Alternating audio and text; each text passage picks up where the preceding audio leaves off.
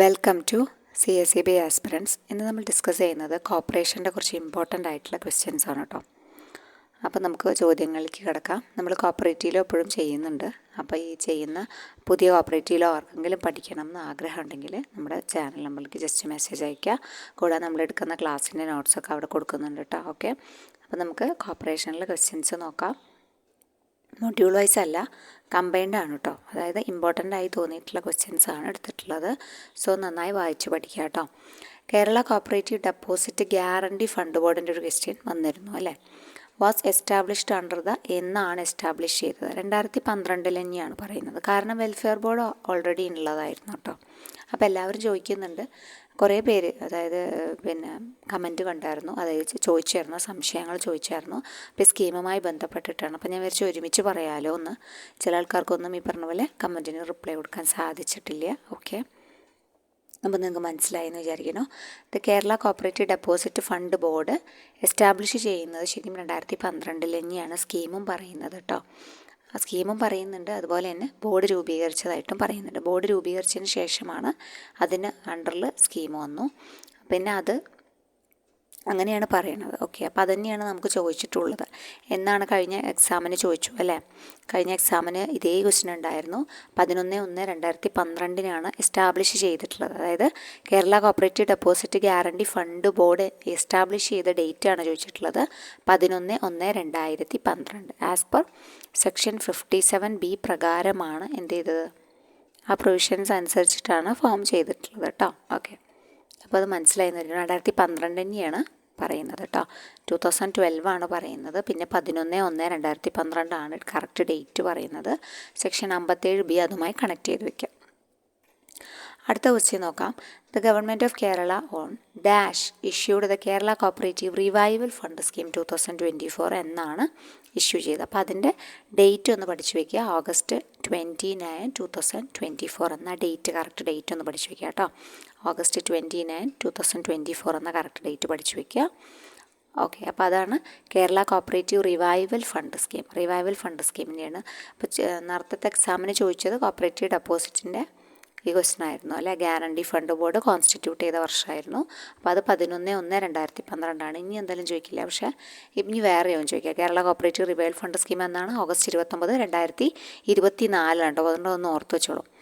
അടുത്തത്, government have decided to enrol all cooperative societies under the control of dash of cooperative societies which accepts deposits as members of the Kerala Cooperative Deposit Guarantee Scheme. Deposit Guarantee സ്കീമിൽ government decide ചെയ്ത് enrol ചെയ്യും അല്ലേ cooperative സൊസൈറ്റീസിന്. അത് ആരുടെ കൺട്രോളിലുള്ള സൊസൈറ്റീസിനെയാണ് government ഇതിലേക്ക് ചേർക്കാൻ ആഗ്രഹിക്കുന്നത്? രജിസ്ട്രാറാണ് അല്ലേ. ഓക്കെ, അപ്പോൾ രജിസ്ട്രാറുടെ കീഴിലുള്ള സൊസൈറ്റികൾ കോപ്പറേറ്റീവ് സൊസൈറ്റീസാണ് വിച്ച് ആക്സെപ്റ്റ് ഡെപ്പോസിറ്റ്സ് ആക്സെപ്റ്റ് ചെയ്യുന്നവരാണ് ഇവിടുത്തെ മെമ്പേഴ്സ് എന്ന് പറയുന്നത്. കേരള കോപ്പറേറ്റീവ് ഡെപ്പോസിറ്റ് ഗ്യാരണ്ടി സ്കീമിലെ മെമ്പേഴ്സ്. സോ ആ പോയിൻ്റ് ഒന്ന് ഓർത്ത് വയ്ക്കണം. Under the control of the registrar which accepts deposits, ആ ഒരു പോയിൻറ്റും കൂടി ആലോചിക്കണം കേട്ടോ. Under the control of the registrar which accepts deposits are the members of Kerala cooperative deposit welfare scheme. Okay, next amount sanction ചെയ്യുന്നത് കേരള കോപ്പറേറ്റീവ് റിവൈവൽ ഫണ്ട് സ്കീമാണ് കേട്ടോ. അപ്പോൾ സ്കീമുകൾ പരസ്പരം മാറരുത്. റിവൈവൽ ഫണ്ട് സ്കീമിൻ്റെ എമൗണ്ട് സാങ്ഷൻ ചെയ്യുന്നത് ഷാൾ ബി ഗ്രാൻറ്റഡ്, ഒരു moratorium period കൊടുക്കും. റീപേയ്മെൻറ്റ് വേണ്ടാത്ത കാലാവധി, അതാണ് മൊറട്ടോറിയം പീരീഡ്. അപ്പോൾ മൊറട്ടോറിയം പീരീഡ് എത്ര നാളാണ് കൊടുക്കുന്നതെന്നാണ് ചോദിച്ചിട്ടുള്ളത്. അപ്പോൾ ഫസ്റ്റ് 2 years മൊറട്ടോറിയം പീരീഡ് ആണെന്ന് ഓർത്ത് വയ്ക്കുക. The amount sanctioned under the Kerala cooperative revival fund scheme 2024 പ്രകാരം മൊറട്ടോറിയം ഓൺ റീപേയ്മെൻറ്റ് എത്രയാണ്? ഫസ്റ്റ് 2 years ആണ്. ആദ്യത്തെ 2 വർഷങ്ങൾ മൊറട്ടോറിയം പീരീഡ് ആണെന്ന് ഓർത്ത് വയ്ക്കുക. അടുത്ത ക്വസ്റ്റ്യൻ നോക്കാം. Identify the wrong one. അതായത് ഈ റീപേയ്മെൻറ്റ് പീരീഡാണ്, മൊറട്ടോറിയം പീരീഡ് കഴിഞ്ഞിട്ടുള്ള റീപേയ്മെൻറ്റ് പീരീഡാണ് പറഞ്ഞിട്ടുള്ളത് 5 to 10 years, 5 തൊട്ടിട്ട് 10 വർഷം വരെ. അപ്പോൾ ഇതിന് മൊത്തം ഡീറ്റെയിൽഡ് വീഡിയോ നമ്മൾ ചെയ്തിട്ടുണ്ട്, ഓരോ സ്കീം വെച്ചിട്ടുള്ള വീഡിയോ. അപ്പോൾ കാണാത്ത കൂട്ടുകാർ ആരെങ്കിലും ഉണ്ടെങ്കിൽ നമ്മുടെ പ്ലേലിസ്റ്റും ചെക്ക് ചെയ്യുക. ഓരോ സ്കീം വെച്ചിട്ട് നമ്മൾ വിശദമായിട്ടുള്ള വീഡിയോ ചെയ്തിട്ടുണ്ട് കേട്ടോ. ഓക്കെ, അപ്പോൾ നമുക്ക് നെക്സ്റ്റ് ക്വസ്റ്റ്യനിലേക്ക് കിടക്കാം. അതായത് ഐഡൻറ്റിഫൈ റോങ് വൺ അപ്പോൾ കേരള കോപ്പറേറ്റീവ് ഡെപ്പോസിറ്റ് ഗ്യാരണ്ടി ഫണ്ടുമായി ബന്ധപ്പെട്ട് റോങ് ആയത് ഏതാണെന്ന്. To provide guarantee for the ഡെപ്പോസിറ്റിന് ഗ്യാരണ്ടി കൊടുക്കണം, അതാണുള്ള ഒരു പണി. Creating confidence among the deposits and for attracting more deposit. അതെ, ശരിയാണ്. കോൺഫിഡൻസ് കൂട്ടാനും ഡെപ്പോസിറ്റ്സിനെ കൂടുതലും അട്രാക്റ്റ് ചെയ്യാനും ഡെപ്പോസിറ്റേഴ്സിനെ കൂടുതൽ അട്രാക്റ്റ് ചെയ്യാനും ഈ ഒരു ഗ്യാരണ്ടി ഫണ്ട് സ്കീം മൂലം സാധിക്കുന്നു. The scheme shall apply to all societies. എല്ലാ സൊസൈറ്റീസിനും ബാധകമാണെന്നാണ് പറഞ്ഞിട്ടുള്ളത്. അപ്പോൾ എല്ലാ സൊസൈറ്റീസിനും ബാധകം അല്ല അല്ലേ? പ്രത്യേകം പറയുന്നുണ്ട് ഈ scheme shall apply to all credit സൊസൈറ്റീസിനാണ് ബാധകം. ഓൾ ക്രെഡിറ്റ് സൊസൈറ്റീസ് എന്നാൽ അവിടെ ഒരു എക്സെപ്ഷൻ ഉണ്ട്. Except those which are dormant ആയി കിടക്കുന്ന വിച്ച് ആർ അണ്ടർ ലിക്വിഡേഷനിലുള്ള ആൾക്കാർ ഇതിൽ ഇൻക്ലൂഡഡ് ആണോ? അല്ല, അവർ എക്സംഷൻ ഉണ്ട്. അപ്പോൾ അതൊന്ന് ശ്രദ്ധിക്കണം. എക്സംഷൻ ഇമ്പോർട്ടൻ്റ് ആണ്. ഈ സ്കീം അതായത് cooperative deposit guarantee fund board, Kerala cooperative deposit fund ബോർഡിൽ എന്താ സ്കീം, അതായത് ക്രെഡിറ്റ് സൊസൈറ്റീസിനാണ് ഈ സ്കീം അപ്ലൈ ചെയ്യുന്നത്. എക്സെപ്റ്റ് ആര്? ഈ ഡോർമെൻറ്റും അല്ലെങ്കിൽ അണ്ടർ ലിക്വിഡേഷനുള്ളവരെയൊക്കെ എക്സെപ്റ്റ് ചെയ്തതിന് ശേഷമുള്ള എല്ലാ ക്രെഡിറ്റ് സൊസൈറ്റീസും. അപ്പോൾ ഓൾ സൊസൈറ്റീസ് എന്ന് പറയാൻ പാടില്ല. എന്താ പറയേണ്ടത്? Credit societies, all credit societies അങ്ങനെയാണ് പറയാം. അപ്പോൾ അവിടെ അതാണ് ഉത്തരമായിട്ട് വരിക കേട്ടോ. തെറ്റായത് ഇതാണ്, the scheme shall apply to all societies എന്നാണ്. ശരിയായത് the scheme shall apply to all credit societies except those which are defunct, പിന്നെ അതുപോലെ dormant which are under liquidation, അതാണ് പറഞ്ഞിട്ടുള്ളത്.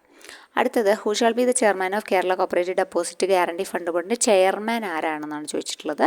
നമ്മുടെ സഹകരണ വകുപ്പിൻ്റെ മിനിസ്റ്ററാണ് ചെയർമാനായിട്ട് വരിക. സോ ശ്രദ്ധിക്കുക കേട്ടോ. സഹകരണ വകുപ്പിൻ്റെ മിനിസ്റ്ററാണ്, മിനിസ്റ്റർ ചാർജ് ഓഫ് കോപ്പറേഷനാണ് ചെയർമാനായിട്ട് വരിക. എന്തിൻ്റെ? Kerala cooperative deposit guarantee fund board guarantee ചെയ്യുന്നത് അത്യാവശ്യം പവറുള്ള ഒരാളാവണ്ടേ. അപ്പോൾ അതുകൊണ്ട് മിനിസ്റ്ററാണെന്ന് ആലോചിച്ചാൽ മതി കേട്ടോ. Kerala cooperative deposit fund scheme ആദ്യമായിട്ട് അമെൻഡ് ചെയ്ത വർഷം 2018 ഒന്ന് ഓർത്ത് വയ്ക്കുക. പിന്നെ അടുത്ത ഡാഷ് ഈസ് എ നമ്പർല organisation for the export activities of India's cooperative sector. Export ആക്ടിവിറ്റീസിനുള്ള ഇന്ത്യയുടെ ഒരു അംബ്രല ഓർഗനൈസേഷൻ ഏതാണെന്ന്? അതാണ് national cooperative exports limited, NCEL എന്നറിയപ്പെടും കേട്ടോ. നാഷണൽ കോപ്പറേറ്റീവ് എക്സ്പോർട്സ് ലിമിറ്റഡ് ആണ് NCEL. അതാണ് ഒരു umbrella organisation for the export activities, എക്സ്പോർട്ടിന് വേണ്ടിയിട്ടുള്ള കോപ്പറേറ്റ് സഹകരണ വകുപ്പിൽ ഭാഗമായിട്ടുള്ള എക്സ്പോർട്ട് ആക്ടിവിറ്റീസ് അല്ലേ. അപ്പോൾ എല്ലാം സഹകരണ വകുപ്പിലെ എല്ലാറ്റിനും നിയന്ത്രിക്കുന്ന അംബ്രല ഓർഗനൈസേഷനാണ്. എക്സ്പോർട്ട് ആക്ടിവിറ്റീസാണ് അവരുടെ പ്രധാനപ്പെട്ട അജണ്ട എന്ന് പറയുന്നത്. അതാണ് നാഷണൽ കോപ്പറേറ്റീവ് എക്സ്പോർട്ട് ലിമിറ്റഡ്. ഇനി അടുത്ത ക്വസ്റ്റ്യൻ വന്നിട്ട് the maximum deposit amount guaranteed by the Kerala cooperative deposit guarantees പ്രകാരം എത്ര രൂപയാണ് മാക്സിമം കിട്ടുക എന്ന് വെച്ചാൽ 5 ലക്ഷമാണ് പറഞ്ഞിട്ടുള്ളത് കേട്ടോ. സോ ഇത് 2018 പ്രധാനപ്പെട്ട ഒരു അമെൻമെൻറ്റ് വന്നു എന്ന് പറഞ്ഞല്ലോ. അതിനുശേഷം കൂട്ടിച്ചേർത്തതാണ് 2 lakh 5 lakh. ആദ്യം 2 lakh ആയിരുന്നു, പിന്നെ അത് 5 lakh ആയി മാറി കേട്ടോ. ഓക്കെ, അപ്പോൾ അത് 2023 ശരിക്കും ഇങ്ങനെ ഈ ഒരു ഇത് വരുന്നത്. 2 lakh 5 lakh ആവുന്നത് 6/7/2023 ഡേറ്റും 161/2023 ഇങ്ങനെ ഒരു സർക്കുലർ വന്നിട്ടുള്ളത് കേട്ടോ. ഓക്കെ, അടുത്തത് NCL നമ്മൾ പറഞ്ഞു, നാഷണൽ കോപ്പറേറ്റീവിൻ്റെ അംബ്രല ഓർഗനൈസേഷനാണ് എക്സ്പോർട്ട് ആക്ടിവിറ്റീസിൻ്റെ എന്ന് പറഞ്ഞു. ഓക്കെ, അതിൻ്റെ ലിമിറ്റഡിൻ്റെ ഒഫീഷ്യലി രജിസ്റ്റർ ചെയ്തത് എന്നാണ്. അപ്പോൾ രജിസ്റ്റർ ചെയ്ത ഡേറ്റൊക്കെ അപ്പോൾ ചോദിക്കുന്നുണ്ട്. സോ ഒന്ന് നോട്ട് ചെയ്ത് പഠിക്കുക. രജിസ്റ്റർ ചെയ്ത ഡേറ്റ് എന്നാണ്? ജനുവരി 25, 2023 കേട്ടോ. NCEL നാഷണൽ കോപ്പറേറ്റീവിൻ്റെ എക്സ്പോർട്സ് ലിമിറ്റഡ് എന്ന ഫോം രജിസ്റ്റർ ചെയ്തത് ജനുവരി 25, 2023 കേട്ടോ. ഓക്കെ, അടുത്ത ക്വസ്റ്റ്യൻ വന്നിട്ട് നമ്മുടെ കേരള കോപ്പറേറ്റീവ് ഡെപ്പോസിറ്റ് ഗ്യാരണ്ടി സ്കീമിൻ്റെ കോർപ്പസ് ഫണ്ട് ഉണ്ടായിരിക്കും. അത് കോൺട്രിബ്യൂഷൻ ചെയ്യുന്നത് ഏത് നിരക്കിലാണെന്നാണ് ചോദിച്ചിട്ടുള്ളത്. Contributions from the society at the rate of dash, ഏത് റേറ്റിലാണ്, or parts there of outstanding at the end of each financial year എന്ന് പറഞ്ഞിട്ടുണ്ട്. അപ്പോൾ അത് 10 പൈസയാണ് ഓരോ ഡെപ്പോസിറ്റുമ്പിലാണ് കേട്ടോ.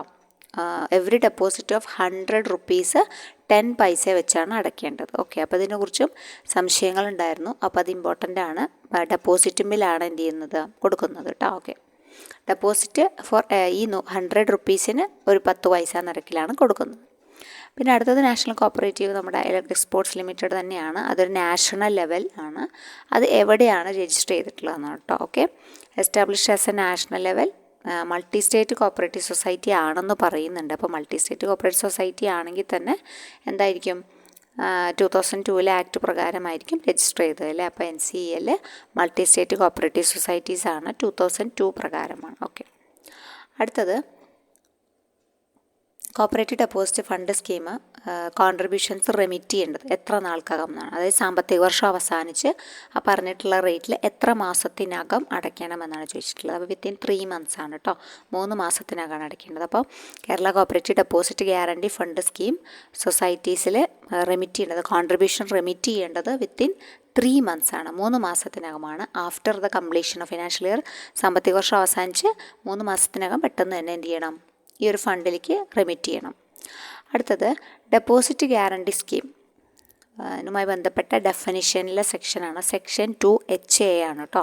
Deposit guarantee scheme 57VA connect ചെയ്ത് വെക്കുക.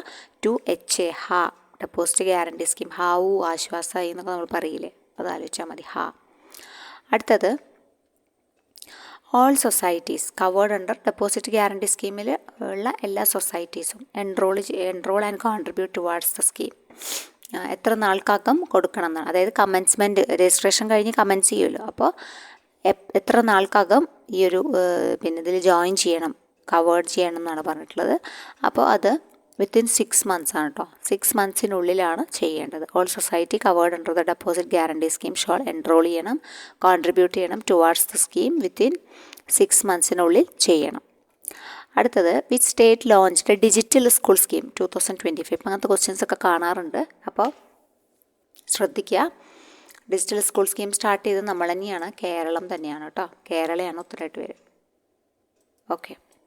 അടുത്തത് the registrar may exempt any society, ഏതെങ്കിലും സൊസൈറ്റീനെ എക്സംപ്റ്റ് ചെയ്യുകയാണ് സ്പെഷ്യൽ ഓർ ജനറൽ ഓർഡർ ഇറക്കിയിട്ട് enrolling such societies deposit guarantee സ്കീമിന് റീസൺസ് ഉണ്ടായിരിക്കും, വ്യക്തമായ റീസൺസോട് കൂടി രജിസ്ട്രാർ എക്സംപ്റ്റ് ചെയ്യുകയാണെങ്കിൽ എത്ര നാൾക്കാണ്, 1 year ആണ് കേട്ടോ, 1 year ആണ് രജിസ്ട്രാർക്ക് കൊടുക്കാൻ പറ്റുക, മാക്സിമം കൊടുക്കാൻ പറ്റുക. അപ്പോൾ registrar may exempt any society for a period up to dash by the general or special order from enrolling such societies under the deposit guarantee scheme with reasons to be recorded 1 year. Okay. Next question, Flipkart finance private limited കേട്ടോ. ഫ്ലിപ്കാർട്ടിൻ്റെ finance private limited NBFC licence കിട്ടിയിട്ടുണ്ട് RBI ന്ന്. പുതിയൊരു ഫാക്റ്റാണ്, ശ്രദ്ധിച്ചു വയ്ക്കുക. March 13, 2025 കേട്ടോ ഇങ്ങനെ ഒരു ലൈസൻസ് കിട്ടിയത്. അപ്പോൾ അതൊന്നും ഇപ്പോൾ, അതായത് ഫസ്റ്റ് മേജറായിട്ടുള്ള ഇന്ത്യൻ ഇ കൊമേഴ്സ് കമ്പനിയിൽ first major Indian e commerce കമ്പനിയാണ് to have its own NBFC licence. Non banking financial licence ഉള്ള ഒരേ ഒരു ഇ കൊമേഴ്സ് കമ്പനിയാണ് എന്ത്, Flipkart finance private limited. Okay.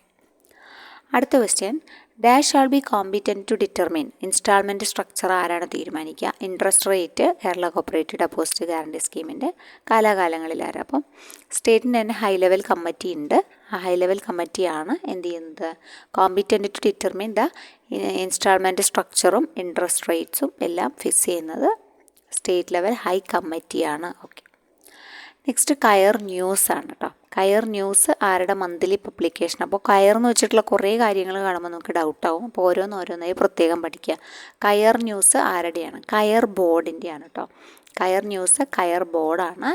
Okay, ശ്രദ്ധിക്കാം. അടുത്തത് 21ാമത്തെ question, registrar shall be competent to issue ഒരു prohibition order restraining the society from accepting deposit if any, എന്തെങ്കിലും ഉണ്ടെങ്കിൽ ഡെപ്പോസിറ്റ് ആക്സെപ്റ്റ് ചെയ്യുക. Violate the provisions order under subsection 3 the registrar shall be competent to demand a sum of rupees. എത്ര രൂപയാണെന്ന് ചോദിച്ചത്, അതായത് registrar compete ചെയ്യാൻ prohibition order കൊടുക്കുകയാണ് അല്ലേ, ആക്സെപ്റ്റ് ഡെപ്പോസിറ്റിനെതിരെ വയ്ക്കാൻ പാടില്ലാണ്. അപ്പോൾ ഈ സൊസൈറ്റി ഇത് വയലേറ്റ് ചെയ്ത് കഴിഞ്ഞാൽ ഒരു പെനാൽറ്റി കൊടുക്കുന്നുണ്ട്. ആ പെനാൽറ്റിയുടെ എമൗണ്ടാണ് പറയുന്നത് 5,000 ഓൺലി ആസ് പെനാൽറ്റി. ഓക്കെ.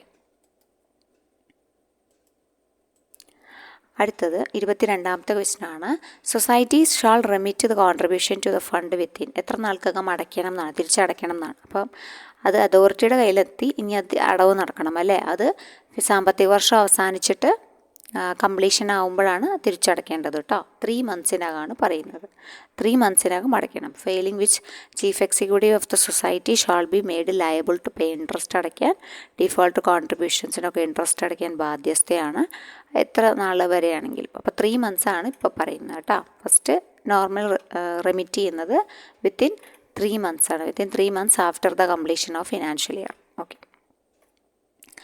അടുത്തത് if the annual contribution due is not paid within the 3 months 3 മാസത്തിനകം ആനുവൽ കോൺട്രിബ്യൂഷൻ അടച്ചില്ല. ആദ്യം ഇനീഷ്യൽ കോൺട്രിബ്യൂഷൻ അടയ്ക്കുന്നു, പിന്നെ ആനുവൽ കോൺട്രിബ്യൂഷൻ സാമ്പത്തിക വർഷത്തിന് മുമ്പേ തന്നെ എത്രയും പെട്ടെന്ന് അടയ്ക്കണം അല്ലേ. അപ്പോൾ അതാണ് പറയണത്.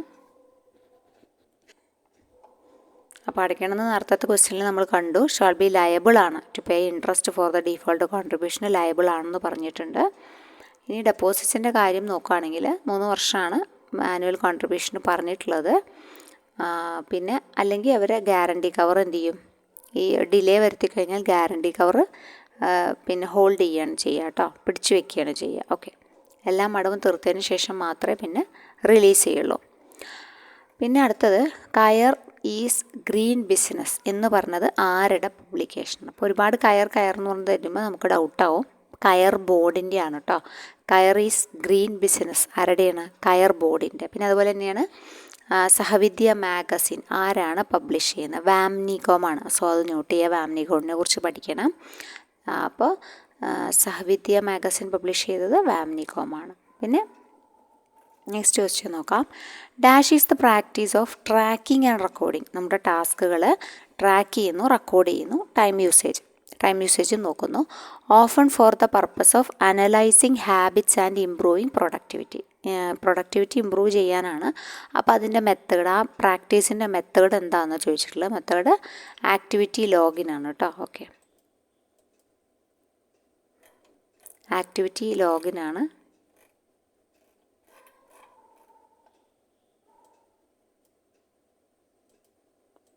ഓക്കെ,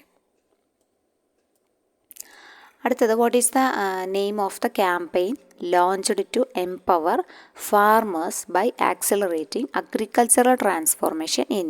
അതായത് അഗ്രികൾച്ചറൽ ട്രാൻസ്ഫോർമേഷൻ്റെ ഭാഗം എംപവർ ചെയ്യാൻ വേണ്ടിയിട്ട് തുടങ്ങിയ ക്യാമ്പയിൻ ഏതാണെന്നാണ് ചോദിച്ചിട്ടുള്ളത്. അതായിരുന്നു വികസിത് കൃഷി സങ്കൽപ് അഭിയാൻ എന്ന് പറഞ്ഞിട്ടുള്ളത് കേട്ടോ. ഓക്കെ, ഇമ്പോർട്ടൻ്റ് ആണ്. Viksit Krishi Sankalp Abhiyan, empower farmers by accelerating agricultural transformation in India. അടുത്തത് വേൾഡ് ബൈസിക്കിൾ ഡേ ആണ് കേട്ടോ. വേൾഡ് ബൈസിക്കിൾ ഡേ ഏതാണ്? June 3 okay,